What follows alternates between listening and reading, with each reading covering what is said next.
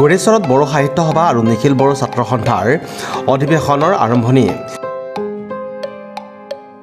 গড়েশ্বৰত আজি 15 ডিচেম্বৰৰ পৰা আৰম্ভ হৈছে বড়ো সাহিত্য সভা আৰু নিখিল বড়ো ছাত্ৰ সন্থাৰ অধিৱেশন।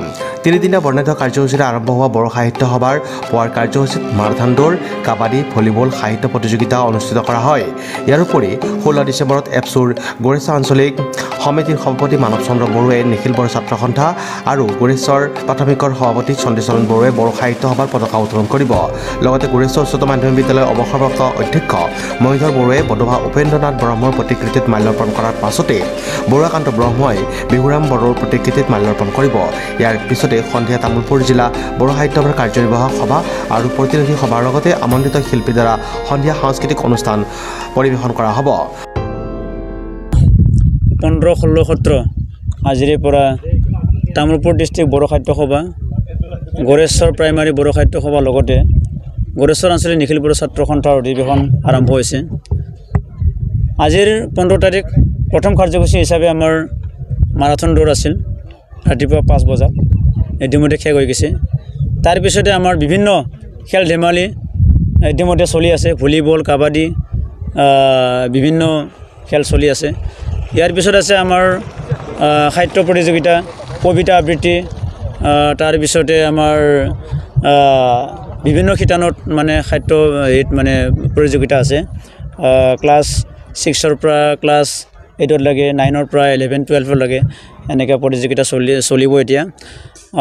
ইয়াৰ পিছতে আমাৰ কাৰ্যসূচী আছে আমাৰ আজি গধূলি নিখিল বড়ো ছাত্ৰ সন্থাৰ ডেলিগেট, এইফালে আমাৰ প্ৰাইমাৰী বড়ো সাহিত্য সভাৰ গড়েশ্বৰ তেখেতসকলৰ ডেলিগেট আছে। আৰু এই ডেলিগেটেৰে আজি কাৰ্যসূচী সমাপ্ত হ'ব।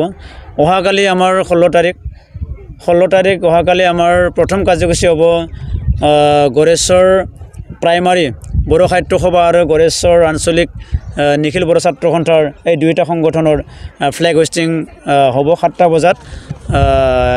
তাৰপিছত আমাৰ মূল কাৰ্যসূচী হিচাপে আছে আমাৰ বড়ো মিডিয়ামৰ ছাত্ৰ ছাত্ৰীসকলক লৈ উইথ গাৰ্জেন মানে এডুকেশ্যনেল ছেমিনাৰ কাৰ্যসূচী আৰম্ভ হ'ব। ইয়াত অংশগ্ৰহণ কৰিব আমাৰ নিখিল বড়ো ছাত্ৰ সন্থাৰ কেন্দ্ৰৰ সন্মানীয় সভাপতি দীপেন বড়ো ডাঙৰীয়া, তেখেত উপস্থিত হ'ব। তেখেতৰ লগতে বিভিন্ন আলোচক ইয়াত আমাৰ আলহী হিচাপে থাকিব। ইয়াৰ পিছতে আমাৰ গধূলি আছে আমাৰ তামুলপুৰ জিলা বড়ো সাহিত্য সভাৰ ডেলিগেট ছেশ্যন হ'ব। আমাৰ